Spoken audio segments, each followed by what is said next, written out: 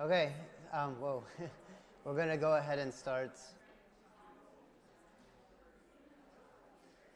All right. So, on the syllabus today, I'll clarify a couple of things in case there's any outstanding questions. Seems like the microphone is really loud. I just turn it down a tiny bit. Okay, so we're going to pick up lecture today where we left off on Tuesday, which is a discussion of Adolf Eichmann, and then move immediately into the case of a man named Karl Hocker. And after that, the idea is to look kind of simultaneously as to two different perspectives as to what was happening in Auschwitz in 1944. So from the perspective of what the Nazis were doing and the perspective of a single eyewitness, a man by the name of Primo Levi. And then today I'll end by returning to Hannah Arendt, who we've already encountered a number of times throughout the class, and I'll return to her observations on totalitarianism in the last few minutes of class today. I'll remind you that you have a response paper uploaded tonight to turn it in. It does shut off at 11:59, so it's a good idea that before 11:59 you try to upload it. Shouldn't be a problem. And looking forward, I just want to kind of flag a couple of things. The first book that we'll read in class is a book that probably many of you have actually read already, but I think rereading it in the context of this class, hopefully you're going to see some very different things and perhaps be attuned to a number of different things, and that's Elie Wiesel's Night. So that's due on Tuesday. So this weekend you should read it. It's a small, extremely compact volume, but it opens up a very large world, and given now what you'll have learned, already know about the sort of Nazi system of power and terror, I think that reading an eyewitness report perhaps will be a little bit different than your maybe first encounter with this book, perhaps in high school. At the same time, I'd like you to listen, and the testimony of Ruth Firestone is somewhat long. I mean, it's about 2 hours in length. You can listen to it, at your leisure. You just click the link there and you'll hear her talking. And this is part of the Shoah Foundation's Visual History Archive. This was an archive established by Steven Spielberg after the success of Schindler's List. And we'll be watching and talking about Schindler's List in week 6. And so the Shoah Foundation is a testimony database of survivors talking about their experiences. And what I really wanted you to do in listening to Ruth Firestone's experience, which also will take us to an eyewitness who survived Auschwitz, is to have a comparative dimension between the three survivors, Primo Levi, Elie Wiesel, and Ruth Firestone, and all offering different aspects of what it meant to be an eyewitness to these events and also to have survived them. One of the things that I should also forward your attention to is that the last week of class we'll have an opportunity to meet a number of Holocaust survivors in our class, in section in particular, and there are three, I mentioned them before, Erika Jacobi, who also had survived Auschwitz, Henry Oster, a German Jewish survivor, and Zenon Newmark, a Polish survivor. The books that you'll read on those testimonies are not due until week 9. However, you can start reading them at any time, and it might be a good idea to read them, when you have extra free time, which might be now. Let's see. Going forward after that, just to kind of give you a sense, we'll spend 2 days on poetry, and so the amount of reading will be dramatically less because poems are very short. And yet at the same time, I think they're going to require a lot of thoughtfulness because in their shortness, they also tend to be extremely hard to unpack. And so I'll talk about poetry for a couple of days, and then we'll look at questions around resistance and righteousness in week 5. And so possibilities that existed for fighting back, resisting, and also opportunities that people created for resistance. So that's where we're going. Just in terms of other things, weeks 6 and 7 are both on films, and so we'll really spend a lot of time, 4 class sessions on film, Schindler's List, and Shoah, and that's in week 6 and 7. So let me just say that's where we are. Are there any questions about things that you want to ask in front of the entire class right now? Okay. You can ask me afterwards if you don't want to ask in front of the entire class. That's fine. All right, so I'm going to go to my PowerPoint then. All right. So this is where we left off. So I was talking a bit about the case of Eichmann at the end of class last time, and had mentioned that a couple of things were striking to Hannah Arendt when she observed him on trial in Jerusalem in 1961.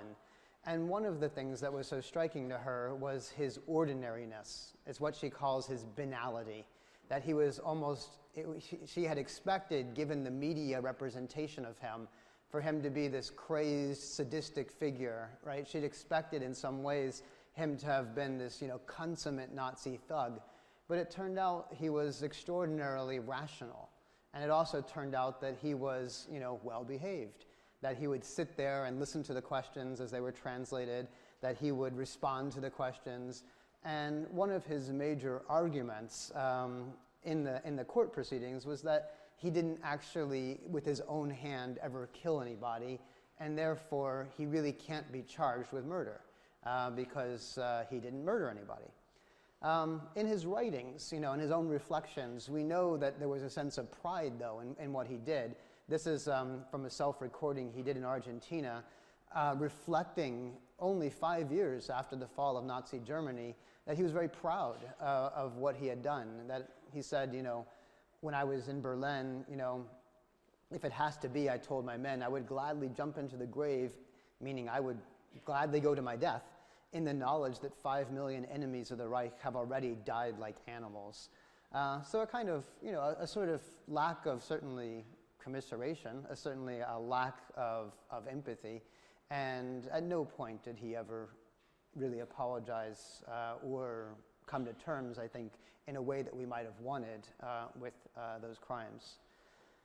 We'll talk a little bit about Auschwitz today, particularly in 1944, because this is a period that Eichmann oversaw the deportation of almost all the Hungarian Jews, the vast majority of whom met their death in a period of around 8 to 12 weeks in the summer of 1944.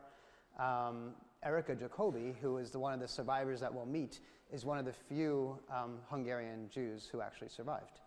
So remarkable that we have a chance today to still talk to her and meet her. She's in her 90s. Okay, Eichmann on trial. So I had mentioned that a couple of things that were remarkable about his defense. For one, he claimed that he was merely a transmitter. That is, he was like a cog in a machine. He played a role. That is to say, the scope of genocide was so great and required, as you know from the Wannsee Conference, all these different organizations. You need the finance ministry, you need the transportation ministry, you need the Ministry of Justice, you need the SS, you need the military. Basically, as we saw in the Wannsee Conference, genocide was possible because of the logistical coordination of all the different groups and their simultaneous buy-in to an end goal, which was annihilation. So in this regard, Eichmann kind of saw himself as like a choreographer or transmitter. He made sure that the censuses were taken of where the Jews were. He made sure that logistically they were gotten on the trains that they needed to get to. He made sure that this facilitation happened in an expert way. And his argument was that he never killed anybody. He was only following orders. As many of the German Nazis on trial would say, Befehl is Befehl. Orders were orders. We did what we were told. And it was in the order of the law, because the law at the time was precisely to do these deeds. So this is, again, kind of remarkable. So talked about Hannah Arendt already. I want to go to her banality of evil analysis. And she sits in the trial for months on end, listening to Eichmann, who claims, as she says, that he's not guilty in the sense of the indictment. So this is itself an amazing thing. Eichmann says, I'm not guilty in the sense of the indictment brought before me. That is to say, you're charging me of the crimes of genocide, and those may very well be the very articles that we read, or ones similar, crimes against humanity, complicity to commit genocide, to facilitate genocide. But Eichmann says he's not guilty in the sense of the indictment. He's perhaps only guilty before God, but not before the law. And that's itself an interesting statement for him to say. He feels guilty before God because maybe God is his only judgment, but not before human beings, before these men who are trying him, and certainly not guilty before the law. Why? Why does he not feel guilty before the law? Well, again, it goes back to his understanding of legality. A totalitarian regime can invent its own legality. It invents its own laws. And so if you're operating within the legal system that you've created in this terror regime, there's no way that you can say that you're guilty.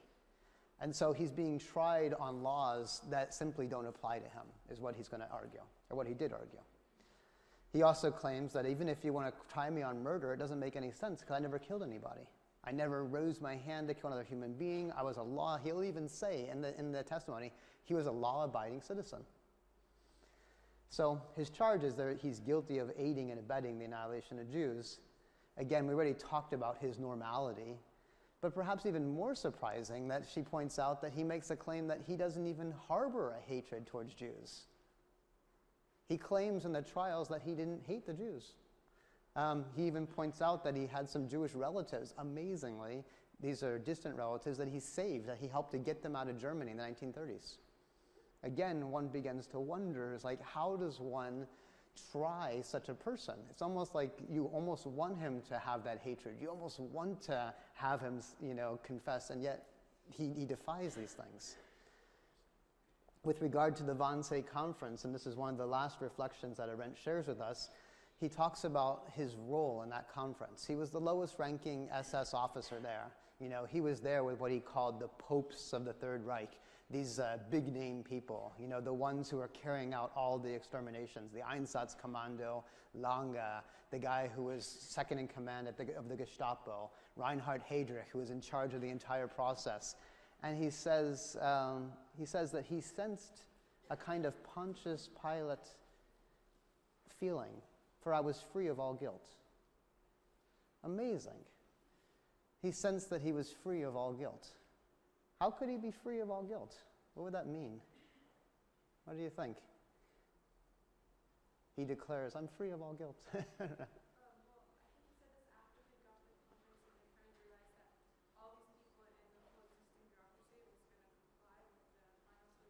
Mm-hmm.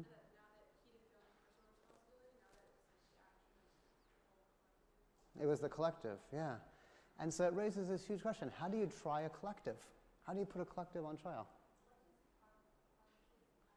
Yeah, who is Pontius Pilate? Has anyone heard of him? Pontius Pilate was the Christian Bible, the one who said that Jesus was to be tried by the commons. They had to decide. So he said, I'll wash my hands of you. I'll let the commons decide what to do with you. Right. So this is in the crucifixion of Jesus. So basically, ostensibly, Pontius Pilate is responsible for the crucifixion of Jesus, and he asks very famously, "What is this man Jesus guilty of?" The crowd doesn't give him any answer, and he says, "Well, I'm innocent of this man's blood. I'm innocent of killing Jesus. It's your responsibility." Meaning you, the crowd, you're responsible. I am not responsible. It's an abdication of responsibility, or perhaps a shunting of responsibility away from an individual to a collective. And what Eichmann is doing is saying that's a model for how he's not guilty. He's not guilty as an individual. He didn't do it. The collective, the crowd did it. All these people at the Wannsee Conference, the 900,000 SS officers who ran the camps, they're the guilty ones as a whole, but not an individual. Does that make sense?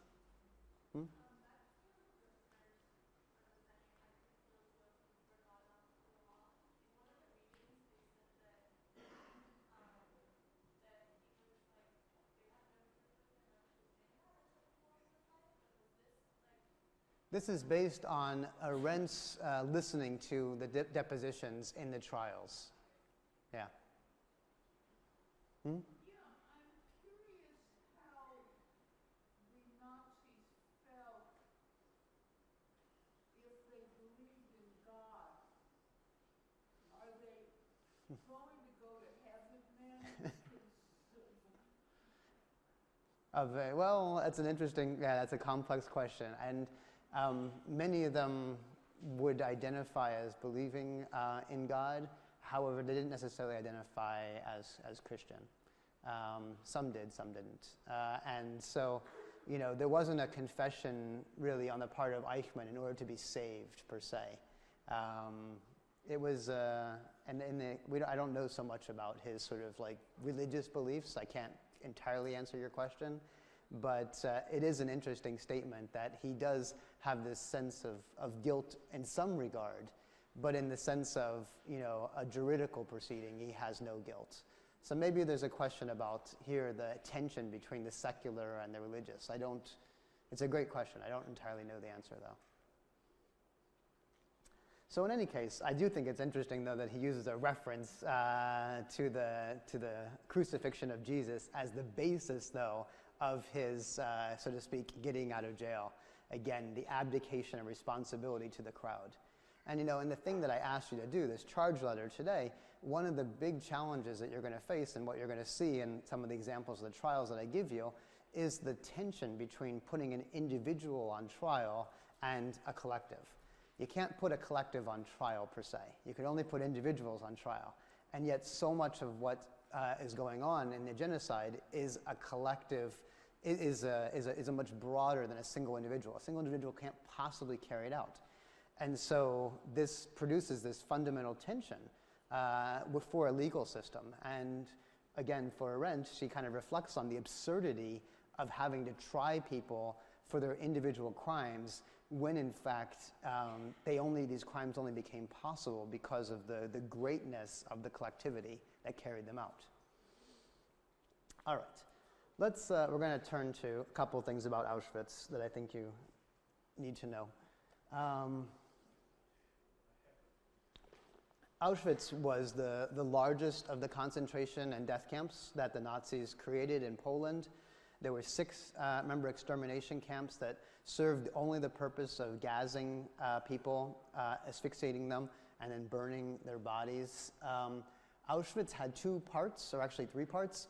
Birkenau, in yellow there, was the extermination camp.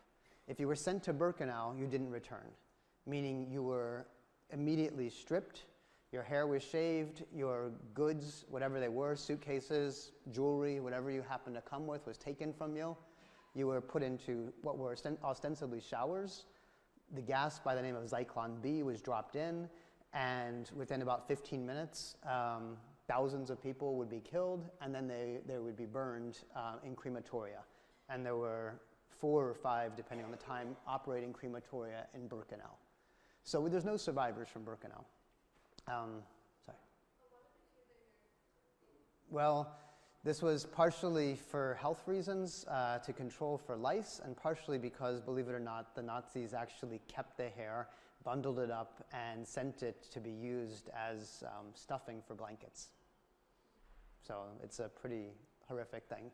You can see pictures of this actually on the Holocaust website link. You can see the bundles of human hair, which measured in the tons that the Nazis kept. So they actually thought that human beings could be, the parts of human beings, like hair, could be used for industrial purposes, like creating blankets. Yeah. Other part of Auschwitz, Auschwitz I was established in 1940, and this is where the initial concentration camp was, and it was initially a slave labor camp outside of the Polish town at the top there. And there was a major war industry factory, IG Farben, it's a German company that made munitions during the war. And people who were sent to Auschwitz I or III generally had a period in which they survived because they were slave laborers in the IG Farben factory or other factories associated around. There were a number of sub-camps around Auschwitz. You can sort of see one is called Budi, one over here, Harmense, and others. There were about 50 sub-camps around Auschwitz, which were also connected to slave labor camps, and many German companies employed a workforce selected from people who came to Auschwitz. The selection process happened on the railway ramp itself, and I'll show you some pictures. This is basically where men and women and children were separated, where elderly children were sent generally to Birkenau and killed immediately, and able-bodied people, generally in their late teens, early 20s, 30s, were sent to a slave labor camp. The numbers are pretty staggering. You're talking about nearly 1 million Jews killed, close to 74,000 Poles, many of whom were communist or political dissidents. 21,000 Roma, which referred to Romani gypsies, and 15,000 or so prisoners of war from the Soviet POWs. There were also somewhere around 10 to 15,000 homosexuals that were interned, and a smaller number, we don't know exactly how many, but several thousand who were killed in Auschwitz as well. So this is what it looked like. That's the kind of famous building of the Arbeit macht frei, the work makes you free. You unload these massive carloads of people, and we're talking about train loads after train load. So at any given time, there may have been several thousand people on the platform. The SS officers, famously Joseph Mengele, Otto Moll, Richard Bahr, possibly Karl Hocker, were on the ramp selecting people for either death or slave labor camps. And we know that Karl Hocker was involved in the procurement of Zyklon B at other concentration camps and possibly at Auschwitz as well. And this was the gassing operation that happened in those period between 42 and the end of 1944. The camp itself was liberated by the Soviets in late January of 1945, and that's also a time that Primo Levi was one of the people that was liberated at that time. Just to give you a sense, I didn't reproduce actually the pictures of the hair because they're so, I think it's so unimaginable, but if you go to Auschwitz, and you can go there today, and I've been, it's outside of Krakow in Poland, and one of the things you'll see are the amount of human, kind of the human pieces that are left of the people who were killed. So this is a picture of thousands and thousands of glasses, spectacles, that were just collected there. Again, you know, even if you think that it may be every 1 out of 10, 20 people wore glasses, these are a collection of thousands and thousands of glasses. There's a room at Auschwitz today that is full of human hair, and it's obviously extraordinarily disturbing. So the prisoners were selected for slave labor or gassed. Mengele and others worked on the railway platform, and the belongings were further sorted in a part of the camp called Canada, which is where anyone who brought anything, that stuff was sorted. We further know that many of the SS officers also went there to plunder gold from teeth that were ripped from people's mouths because the Nazis, wanted people's gold. Okay, so that's Auschwitz. I'm going to talk a little bit about Karl Hocker. And we'll talk about Karl Hocker with regard to a number of the other major SS officers who worked in Auschwitz in that period of the highest rate of killing. And this is primarily that period where of the nearly 1 million Jews who were killed, about half of them were the Hungarian Jews sent in 1944. So what this photo album is an album assembled by a man named Karl Hocker, SS officer, who worked at Auschwitz he worked as what's called an adjutant, which essentially is an assistant to the commander at Auschwitz. So you could say, I don't know if he would call it quite second in command, because it wasn't necessarily that, but he worked directly with the commander of Auschwitz. which meant that he had access to essentially all the high-ranking officers, and many of the pictures that we have show him with every major player at Auschwitz. What exactly he did is still a question, and this is actually part of the reason that Karl Hocher only served a very modest prison sentence, and we'll talk about that in a minute. In any case, he worked at Auschwitz at a time where they were killing about 10,000 people a day, and these deportations were overseen by Eichmann. Eichmann was not present. Eichmann was stationed outside in Germany, but oversaw the coordination. And the major people that were working then was a guy named Richard Bahr, Rudolf Hess, Joseph Mengele, and Otto Müller. Actually, that's wrong. It's actually Otto Moll. I'm sorry about that. I'll fix that. There were a total of 146 pictures in this album, and many of them are, pictures that look kind of like this. They're just, that's him. He's as SS Obersturmführer, and this is July 21st, 1944. So, it's a photo of him. He's obviously there. You can see the insignia on the side of his lapel there, the SS. You can see it in terms of his own annotation of who he is. And what's interesting really to me is that this is an album not primarily of the violence that was committed. It's an album primarily of a retreat town where the SS officers went to take a break from the killing. So the town that they went to is called Solahütte, and this is a resort town that's about 15 miles from Auschwitz. It's very close by, but it's also kind of in the mountains, and it's a cabin and sort of secluded. And what we know is that many of the officers went there on days off or on days that they weren't committing mass murder. So what do the pictures show? I mean, some of them are just very everyday scenes of officers in front of, the cabin. There's pictures of them outside. They're socializing. Sometimes on the right there, and we'll look at this one a little more carefully in a moment, sometimes they're singing, sometimes they're eating, sometimes they're relaxing.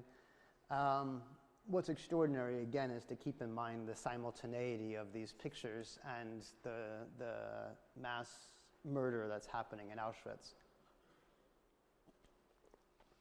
So this is, these are perhaps the men who were at the height of carrying out the genocide. So the new commander of Auschwitz, Richard Bahr, is this guy. In the middle is Joseph Mengele, and on the right is Rudolf Hess. And so, like I said, Hocher, the guy who made the photo album, worked under this one, under the guy who was in charge, which is Richard Bahr. Mengele worked on the ramp, selecting people. He was also very much known, you've probably heard of him before, because he did medical experiments on people.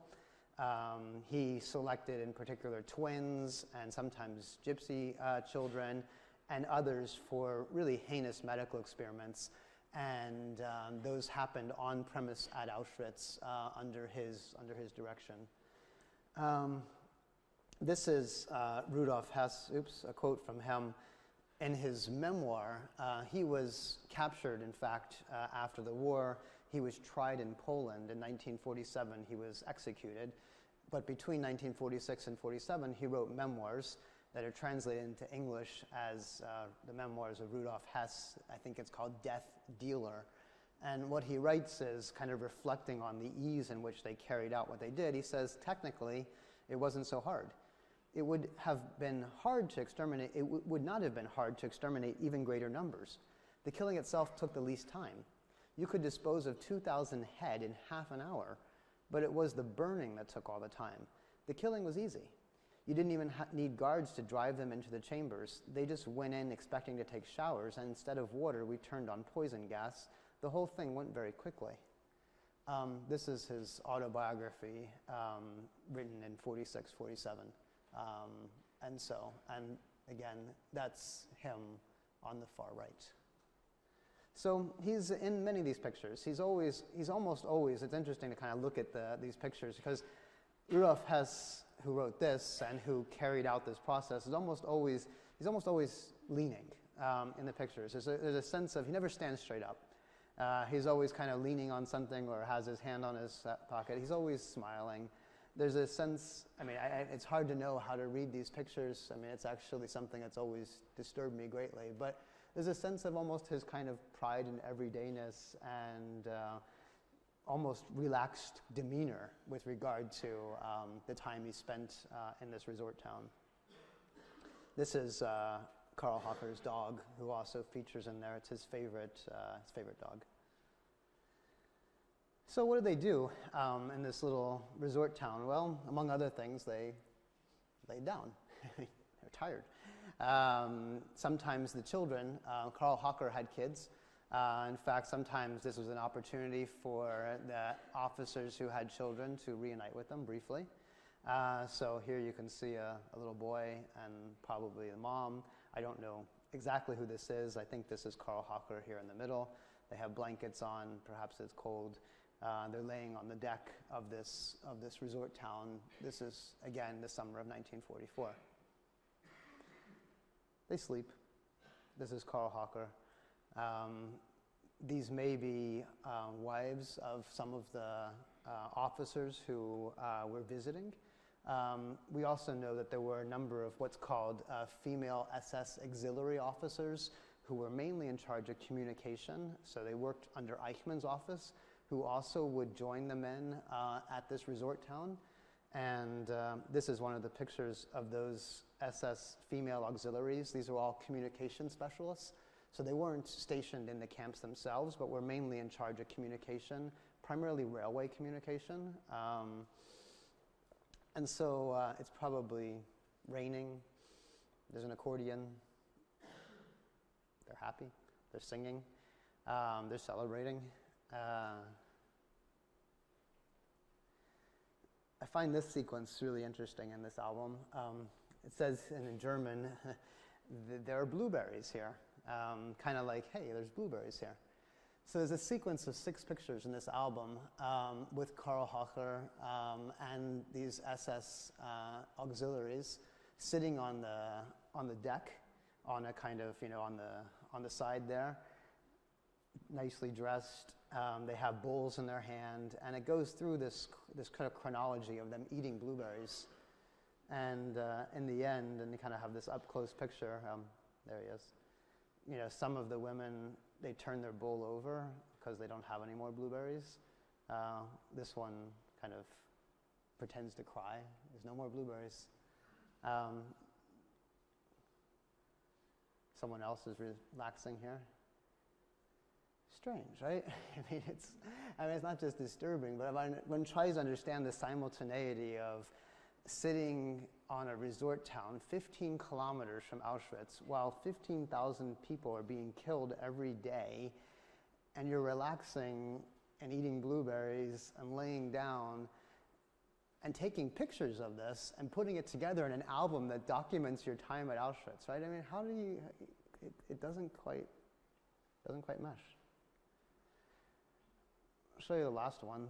This one I find in some ways to be even more, maybe perhaps as disturbing as the blueberry one, but it certainly implicates Carl Hocker, who's right there in the front row. So that's him. Oh, you don't actually see a thing, actually, do you? Well, Carl Hocker's in the front row. He's right there. Again, there's Otto Moll, Rudolf Hess. Hess is again kind of slanted down a little bit. The guy in between them was Otto Moll. He was in charge of the crematoria. He was actually tried and also killed for apparently personally killing somewhere between 20 and 30,000 people in the crematoria. On the far right, kind of in the middle there, on the far right, is Joseph Mengele. So you have the former commander of Auschwitz, the current commander of Auschwitz, the person in charge of the gas chambers, the person in charge of the selection, and Carl Hocker, all in the front row. Is it guilt by association? It's clear we don't know exactly what Carl Hocker did. We don't know exactly what his role was. But there he is. They're playing an accordion. They're singing. They're in the forest. It's happy. The soldiers, Mm-hmm. their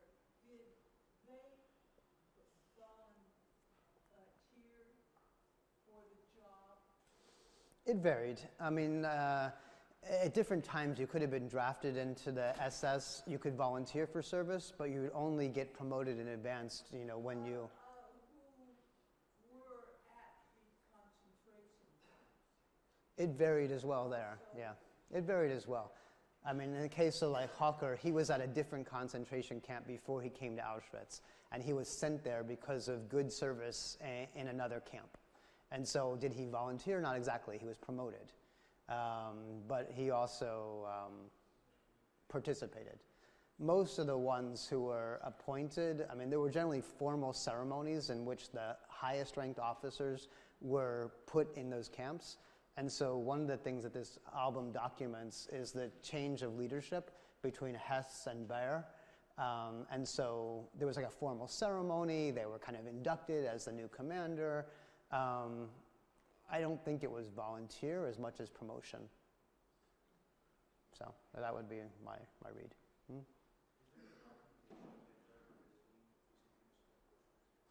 Not much. No, not that I know of. I mean, Himmler visited often the officers, but yeah, we have very little documentation of Hitler visiting like the actual extermination camp. Yeah. Yeah, I mean, one of the things that's interesting about studying the Holocaust, and many of us think that it was Hitler who did it all.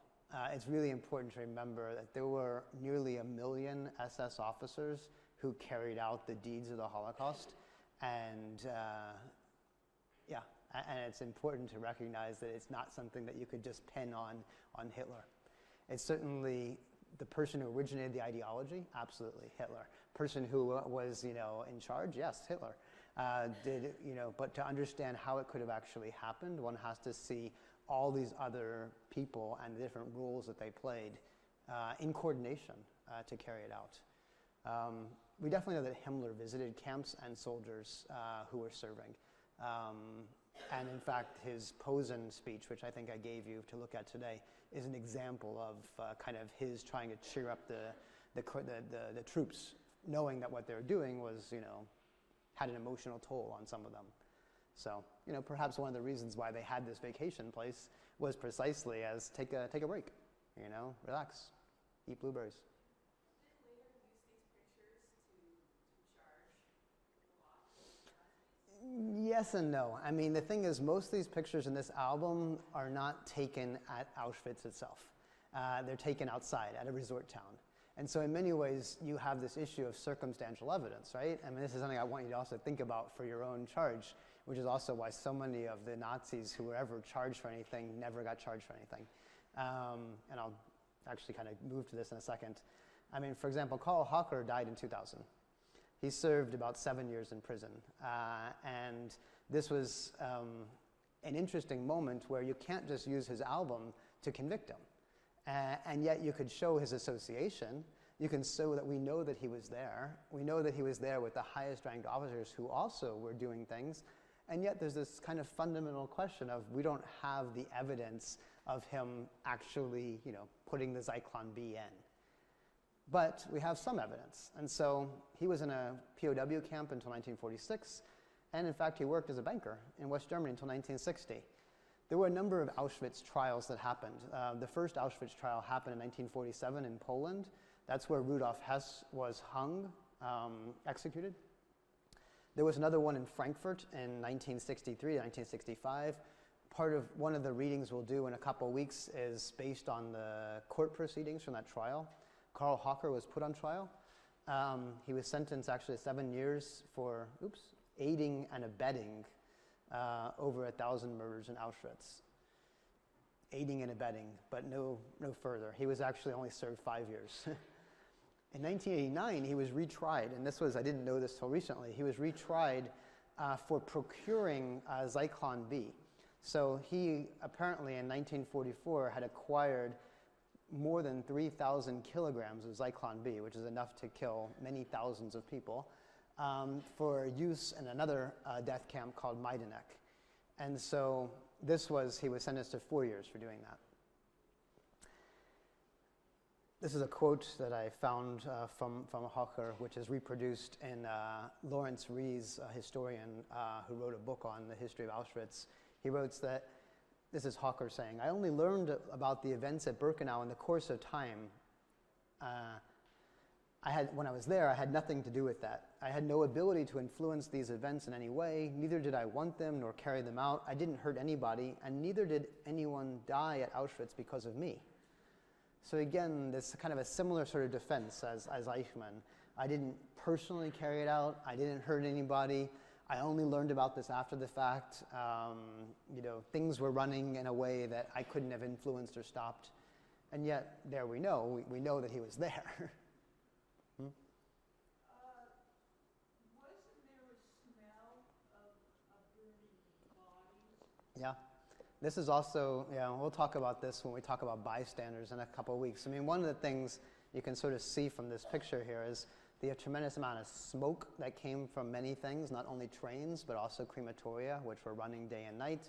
And the fact of the matter is that Auschwitz was near a small German town, of which many people in that town also had knowledge of what was happening precisely through smells, sounds, and just the sheer amount of train traffic that came through there. So again, it raises a fundamental question as to yes, there's evidence, horrible evidence, and yet what's the duty of a bystander, to do anything? I mean, they probably would get killed themselves if they were to have said something. In any case, some of the photographic evidence, and unfortunately, in some ways, I don't know if this is strategic or not, the SS officers who did photos from the ramp at Auschwitz almost always photographed the officers from the back. And so one of the things that you'll see, like here and here, is that it's very difficult to identify who these people were. So there's suggestions that Karl Hocher is actually that person there. And this is really interesting. This was brought, we have some people working in sort of what's called digital photometry, where they try to figure out exactly where people were standing and what we know of who was, at the camp at given times based on insignias that they can look at and sort of the spatial relationship between the people there in order to pinpoint who might have been, right there on the ramp when people were being selected. But again, because we don't have a face, the evidence is still somewhat circumstantial. In any case, I think it's probably strategic that most of the photographs that were taken here show many victim faces. They show very few perpetrator faces. And here's just a summary of sort of what you have. We have nearly 6,500 SS officers who worked in Auschwitz. A very small fraction, just barely 10% ever received any sentence for their crimes, and even fewer served time in prison. I will say that the highest ranked officers were killed. Höss was executed in 1947. Richard Bahr was on trial and he died in the early 1960s while in detention. Hocher himself served less than 10 years in prison. Otto Mohl, who was in charge of the crematoria, was also killed by the Allies in 1947. And so some of the officers, the highest ranked ones, were brought to justice, but many others, especially the kind of mid-level, and I'd say Karl Hocher was probably at that mid to high level, were never really convicted of crimes because it wasn't really possible to prove what they precisely did.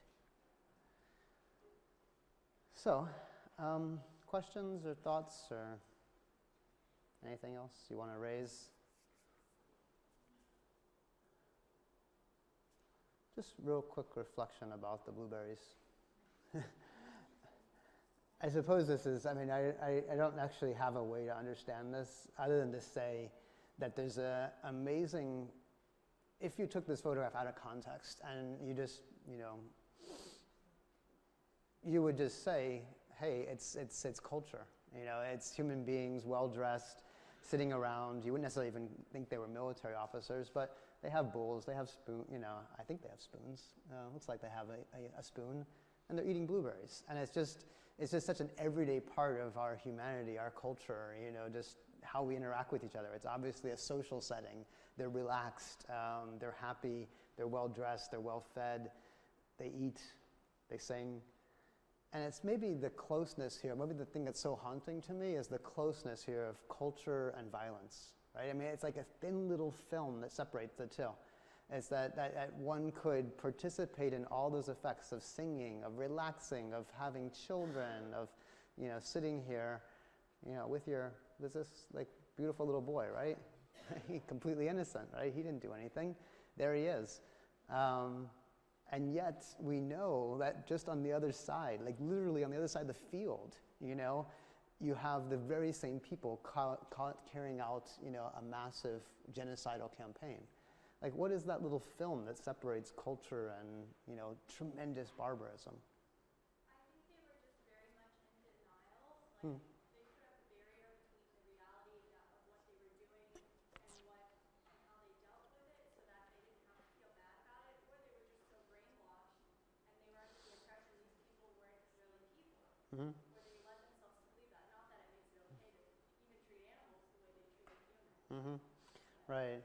Brainwashed, deluded, unable to see, humanity of another person. Yeah, I don't know. Again, I go back to potentiality of human beings writ large. I mean, the violence that we see here is not the only time that such violence has happened, and especially to connect such violence to celebration. That happens often. Do we know, like, where the wives and children of SS officers live? Do we have accounts? Some lived nearby. Some were stationed. I mean, in very rare cases did they actually live in. SS officers had housing on the camps themselves, but very rarely did the families live with them. Sometimes they would visit, and sometimes places like this were opportunities for families to come back together, but mostly they were home. They were in Germany. And so there was a lot of letters that went back and forth between the officers who were serving and their families who were back home. And in some of those letters, you have some of those things have also been brought to court proceedings, because you have the beginnings of some confessions that were made. But generally, things are described very broadly of, working very hard, it's very difficult, but nothing, more precise. But, yeah, they weren't, generally the families, with exceptional exceptional rarity, would actually have been privy to any of this. Yeah, this is the closest they would have come, perhaps, in a kind of resort town. Okay. So I'm going to turn to Primo Levi as a kind of turn to someone who was also there, but not obviously in the resort town, but in Auschwitz. And this will be the first person that we talk about in terms of testimony. And then when we turn to Elie Wiesel and Renee Firestone next week, this will be continuous with that. So the book, sometimes I've taught the whole book, sometimes I just give you an excerpt, and this year I decided just an excerpt. The book is called Survival in Auschwitz, and it's about an Italian Jew who at the age of 24 was captured by the Nazis. This is in December of 1943, taken to Auschwitz via a kind of circuitous route, and is able to survive because he's put in that Auschwitz III, which is the Buna slave labor camp. And so he's chosen in some ways because he's 24, he's able to work, he's relatively healthy. He was trained as a chemist. He was a kind of a rationalist, a secular Jew. And he wrote the testimony shortly after his liberation about the history of his being arrested all the way up to the process of demoralization and dehumanization that happened until his kind of what he calls his return to humanity. The Italian is actually translated literally of if this is a man or this is a human being, and it's a response to the dehumanization process that happened in the slave labor camp of Auschwitz. So the word testimony, something that we'll come back to in the next couple of weeks, is, literally to give testimony is to attest to something. It's to offer it up as proof. It's to testify, right? And it's also to present oneself as a witness, meaning someone who knows something. So witness comes from the verb to know. To be a witness is to be someone who knows something. To be a survivor, and this is interesting, is someone who goes through something. And so your knowledge as a survivor is experiential. So Primo Levi is a survivor who is also a witness, meaning he went through something that was experienced on the body, that was experienced psychically, that he was present for, and he had knowledge of it, and in presenting this knowledge as testimony, He's meant to convey that to other people. So that's the kind of the logic that we're talking about. I mean, to survive means literally to stand beyond, to be beyond death, to stand beyond something, to survive. Yeah, so survive, beyond life. What did he survive? Well, the order of terror of the camp, like sort of the structure in which this happened, and we've seen this to a certain extent, but I wanted to summarize it on a single slide for you, to understand the social structure, of the Lager. So Lager is just a term that means camp, and it's a German word for camp. Sometimes it's called KZ, which just means concentration camp. But what's important for Primo Levi is to help his readers understand the radical difference between the structure of a concentration camp and its aim and that of what we might call civil society, like a democracy or our society, which by definition aims to preserve life. You know, everything that we have, you know, in our democracies, well, everything, but I mean our institutions, you know, our hospitals, our schools, our, you know, social welfare programs, all these things are aimed to preserve life and human dignity. And then you have something like a concentration camp, which by definition is meant to strip dignity away.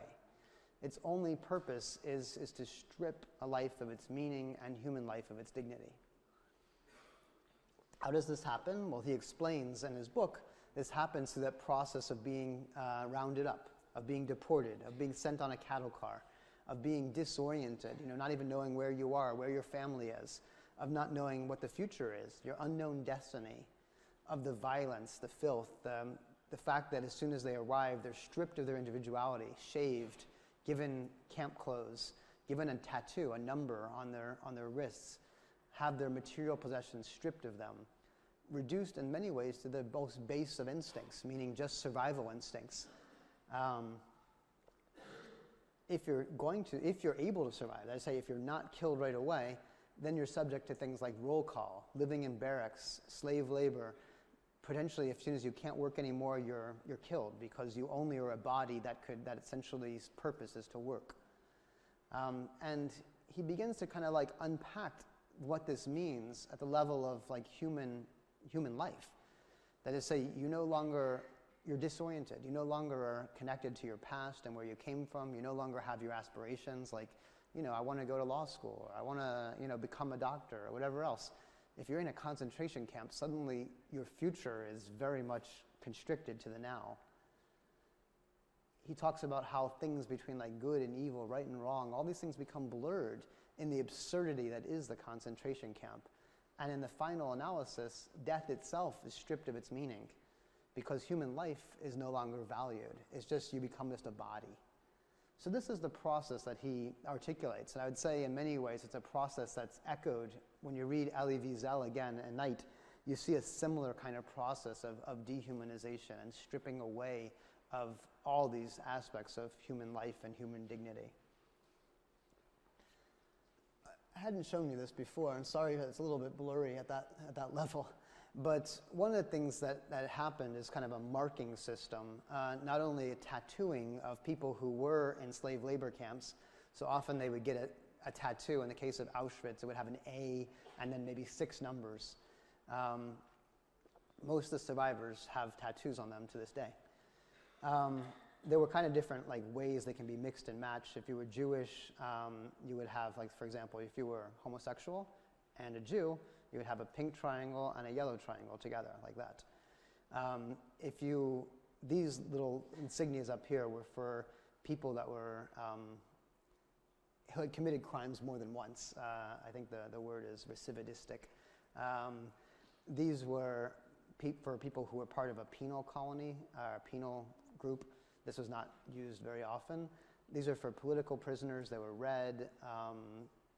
This is people that, I guess, this is not a term that was used very often, but people who weren't working in, the proper way. Immigrants, homosexuals, asocials, which also included lesbians, as well as people who were disabled or gypsies. And in the case of Jews, they were almost always given yellow stars, and sometimes they could be mixed and matched. If they were Polish and Jewish, they might have gotten a red and a yellow star together. These insignias would be put on them with numbers, and then they would work and be tracked in the slave labor camp that they worked in.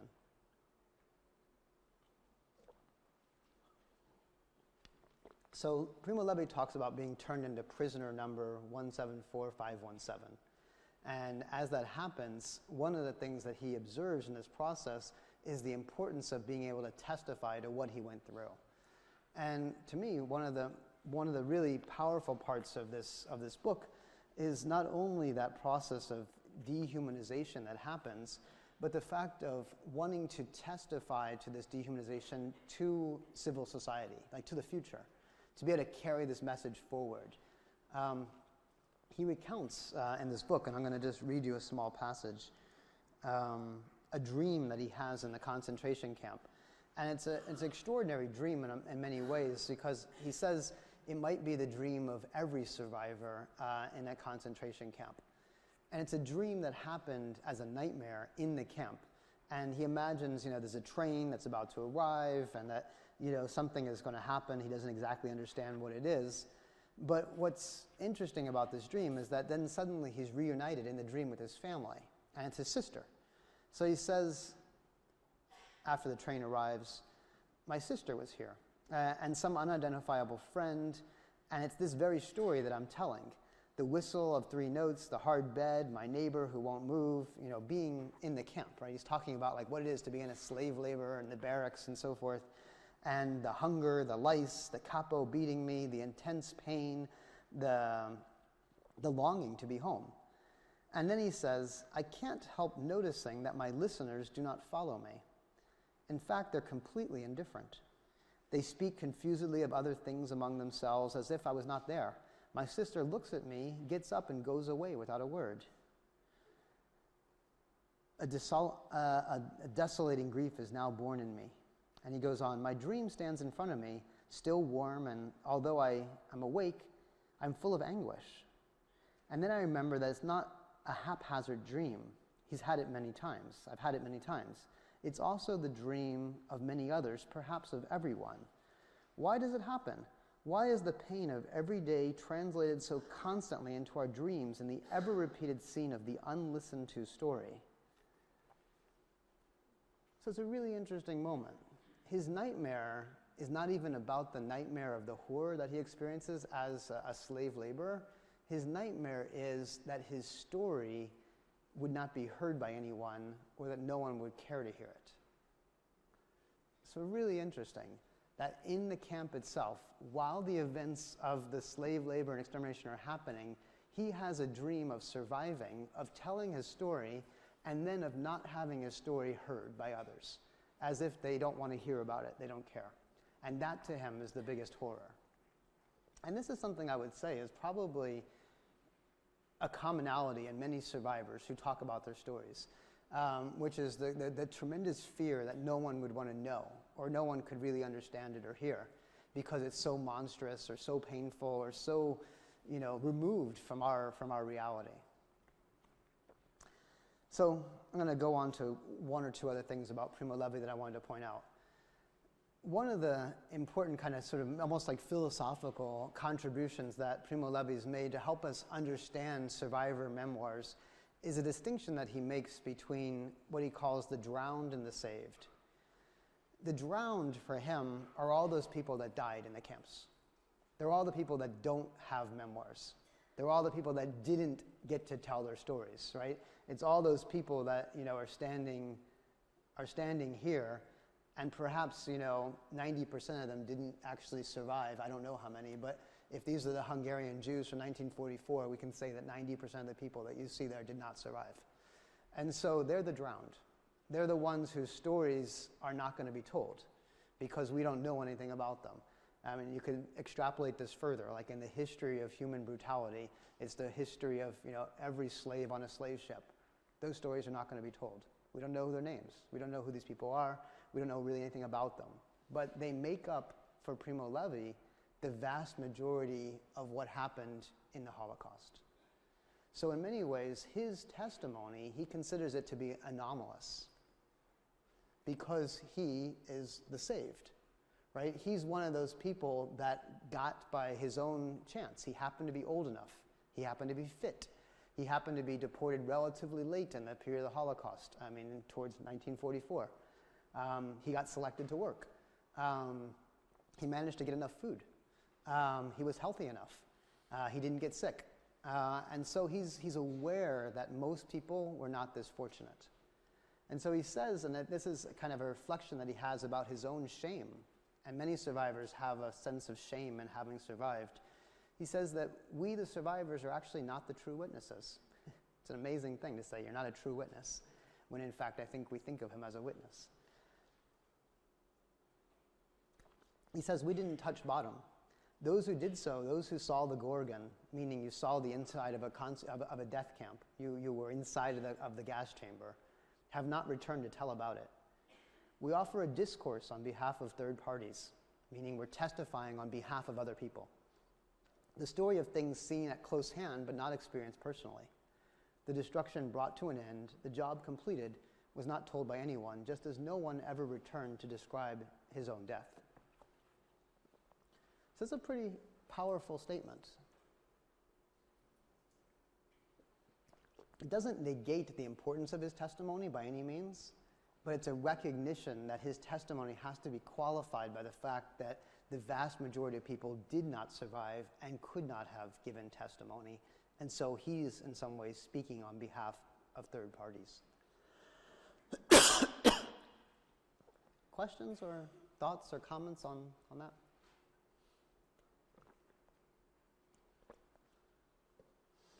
So I'm going to have one more Primo Levi slide, and then I want to end with Hannah Arendt.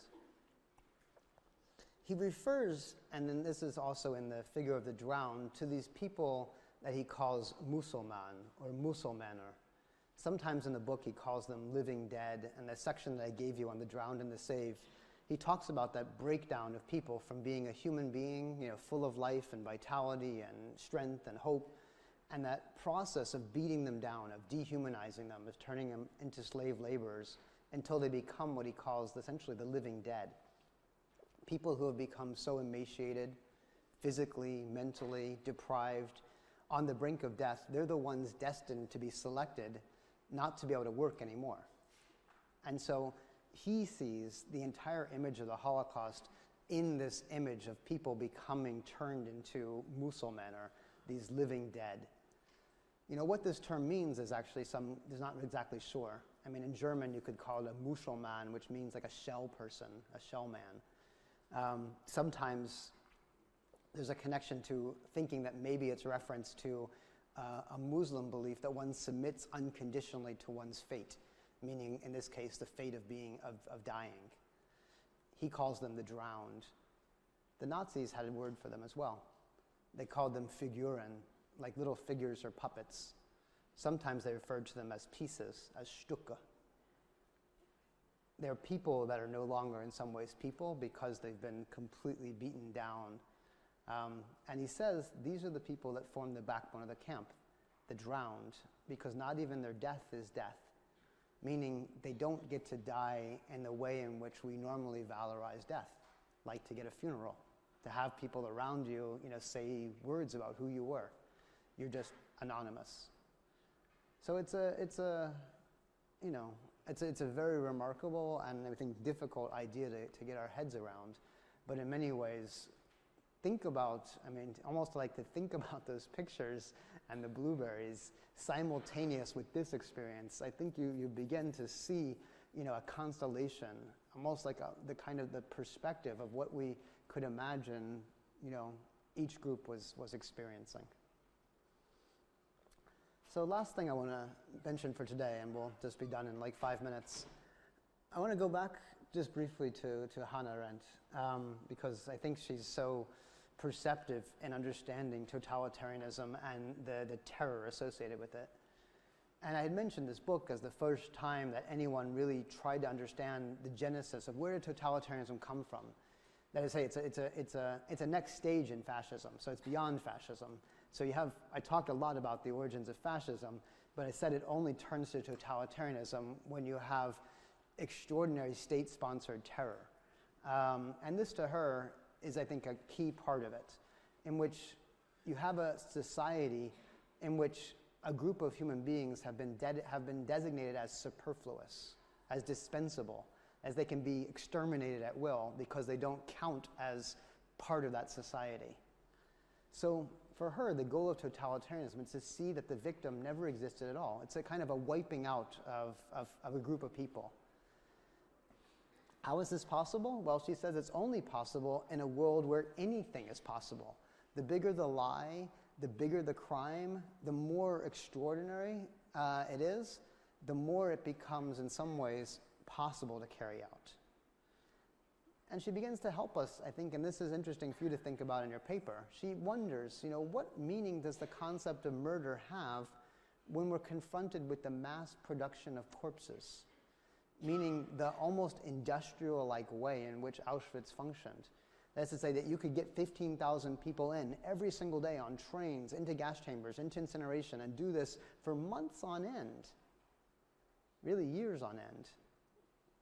It's an industrial process of carrying out mass killing. What does it mean to murder? What does that mean at that point? Murder is so much about individuality, individual culpability, and individual action. And here you have a whole network, again, that collective that we talked about.